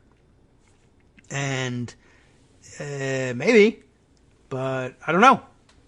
Maybe not. Maybe it's out there, but they don't really do it. I don't know. But let's see. More quote from Shayla McCormley, the attorney here. Similarly, the form is signed by all leadership of the caucus chair and the secretary. Sign the form and invite representatives of each campaign to also sign agreeing to the numbers. And I guess what they're saying here is maybe you sent stupid people or people who didn't know what they were doing, but that's on you, I guess is what they're trying to say. The IDP's role, this is the emphasized part, is to facilitate the caucus and tabulate the results. Any judgment of math miscalculations would insert personal opinion into the process. Not really, but I can see how it might happen. But all right, personal opinion isn't the same as math, right? But okay, any judgment of math miscalculations would insert personal opinion into the process by individuals not at the caucus. That's what they're really getting at, and could change the agreed upon results. That action would be interfering with the caucus's expression of their preferences. There are various reasons that the worksheets have errors and may appear to not be accurate. However, changing the math would change the information agreed upon and certified by the caucus goers. I see what they're getting at here. If campaigns want further recourse, they will need to work all of the way through the process to a recount where the presidential preference cards are opened and counted. Okay, so if that's available, there may be people wanting to do that. Now, back to the commentary. How can correcting math errors, following the steps outlined in the delegate selection plan, be deemed personal opinion? That is a bad choice of words. That's not the only problem with McCormley's interpretation. Next section, failure to correct obvious mistakes. It's the sort of thing we would want to know about. Election law is not McCormley's primary area of practice. That may be bad. Her tactical errors in handling a disputed Iowa House election in 2018 prevented disenfranchised voters from having their day in court. It's linked. It'll tell you the story. I don't know what it is. Multiple lawyers I contacted over the weekend questioned McCormley's reading of Iowa Code 43.4, the statute dealing with the political party precinct caucuses. Subsection 2 calls for caucuses to elect a precinct chair and secretary who shall, within 7 days, certify to the county central committee the names of those elected as party committee members and delegates to the county convention. Simple enough. Subsection 3 calls for a designated person under a political party's rules to report the results of the precinct caucus as directed by the state central committee of that political party. It does not require a party to leave those reported results unchanged if they are in error. Even if you read the section to mean that only one designated person can report results, the wording suggests the state central committee could direct that person to file a revised worksheet with corrected voter numbers or delegate allocations. Des Moines attorney Gary Dickey, a former legal counsel to Governor Tom Vilsack, told Bleeding Heartland via email on February 9th, I have not seen the letter from IDP. I have only seen the reporting from Tripp Gabriel. The belief that IDP legally cannot correct mistakes is not a plausible interpretation of the law. Nothing in Chapter 43 prevents the party from correcting mistakes in the tabulation and reporting of the presidential nominating process. More importantly, the First Amendment right to association gives political parties wide latitude to decide their presidential party nominating process. No court is going to interfere with the party correcting obvious mistaking, it says mistaking, in data reporting. Mistakes, I guess. How ironic. In anything, the party exposes itself to a potential due process and equal protection challenge if it refuses to correct the errors. I think that probably was supposed to be if anything. Yeah, I guess that's true. Setting the legal analysis aside, it is political malpractice not to correct obvious mistakes in the results. The purpose of the nominating process exists to make sure the party's nominee is the product of the will of the people. Ignoring obvious mistakes runs contrary to that purpose. Unfortunately, commentary now, the party is determined at this writing to ignore obvious mistakes. A February 9th news release announced updated results for 55 precincts.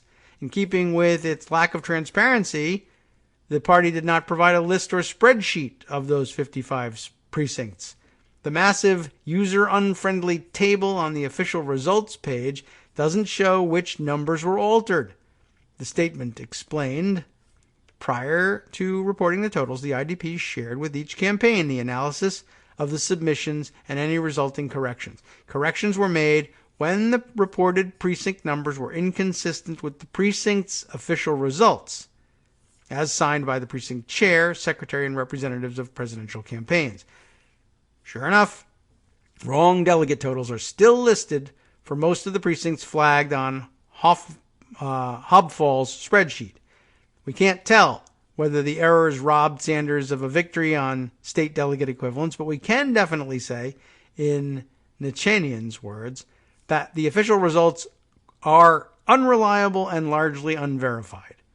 The knives were out for Iowa well before caucus goers gathered last week. This epic fiasco, as the New York Times headline put it, likely dooms any chance of our state going first in future election cycles, if only it were so. Democratic National Committee Chair Tom Perez is mad as hell and blaming Price.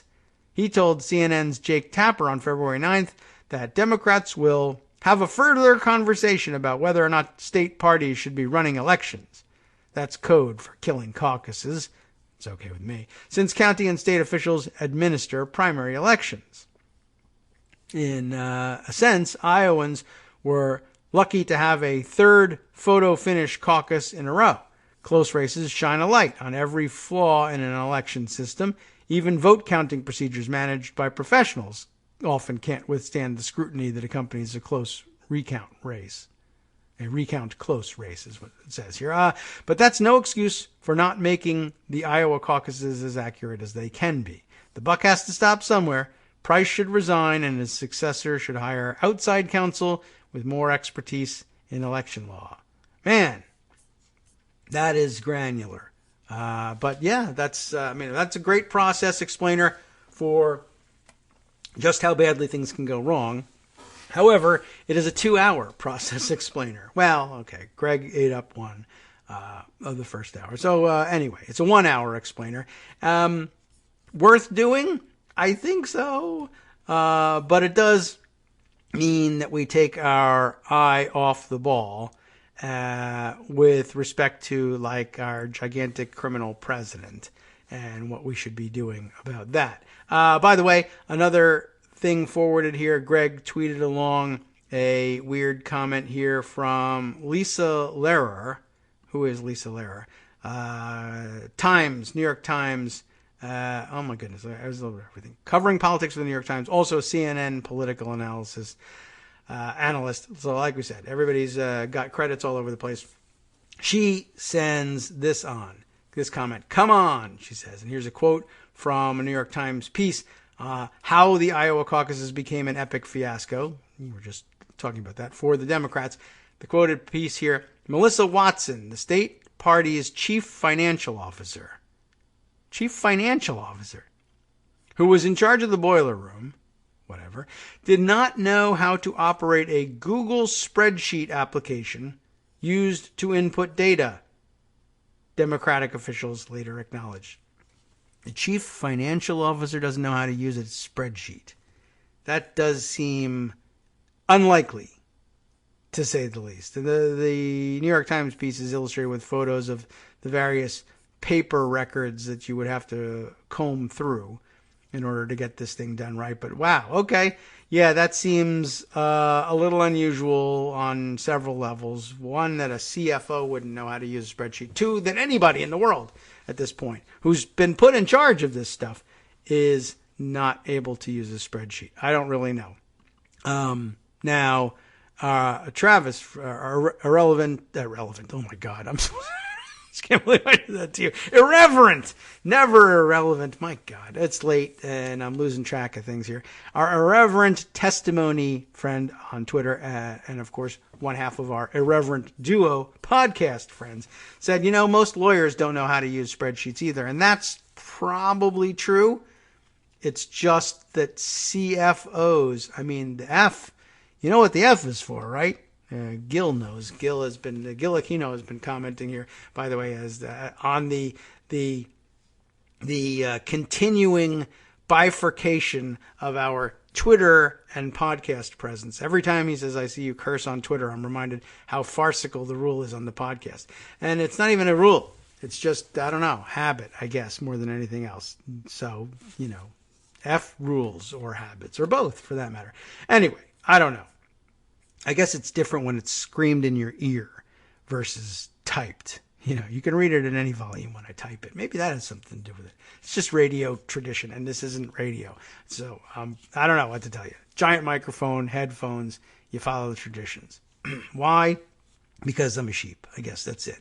I don't know what it is. Anyway, pretty amazing, though, that a CFO, lawyers is one thing, CFO is another. All right. As I mentioned, all of this is only to take our eye off the ball of what's happening elsewhere. Over the weekend, the developments about which we have not spoken include the unceremonious dismissal of Lieutenant Colonel, which is something that Trump mocks, Vindman, Alexander Vindman, and his brother as well, both dismissed from their assignments. Are they both assigned to the NSC?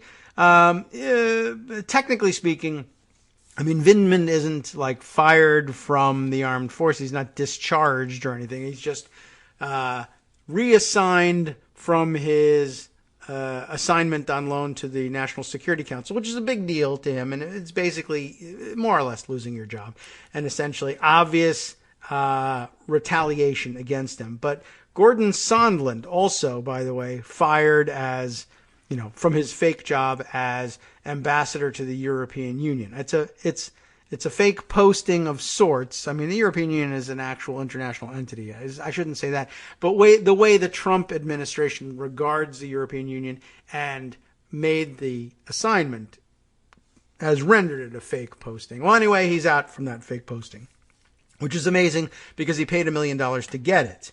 Remember, Gordon Sondland gave $1 million to Trump's inaugural fund, which is an indication that he could have but didn't give $1 million to the super PAC or something. He wasn't a huge Trump supporter. He just became a Trump believer once, I guess, he figured out, if I give him $1 million, I can get what I want out of the president of the United States. So I'm going to do it. So maybe that was the real problem for Trump, was that he accepted that and gave away the benefits of $1 million donor to somebody who wasn't really on the team. But anyway, there you have it. Those are the three names that have come up in dismissals by way of retaliation from Trump.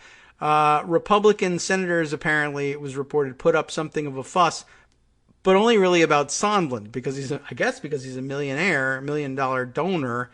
Although I don't know how much money he may have given them. Maybe none. Maybe they're hoping to get some. Vindman doesn't have $1 million to give, but is a member of our armed forces. And guess what? They don't give a crap one way or the other. They're only upset about Sondland, which is a story in itself. Anyway, I also mentioned to you that there was another phone line jamming story out there. Newsweek reporting this one, that the RNC apparently funded an effort to generate roughly 11,000 automated calls to jam up House Democrats' phone lines amid the impeachment battle. This, according to Newsweek's reporter Christina Zhao. And we won't have time to read it, but I'll pass it on.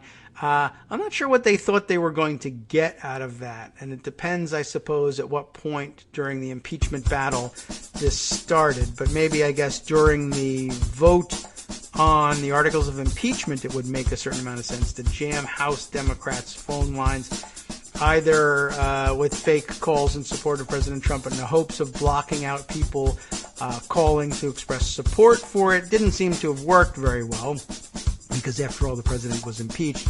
But a good reminder in here as well, since New Hampshire votes tomorrow, that the calls were not the first time that members of the RNC have attempted similar phone jamming efforts against Democrats. Remember, in 2002, were you around then? We didn't have the show then. The New Hampshire State Republican Party hired a telemarketing business to tie up the Democrats' get out the vote phone lines.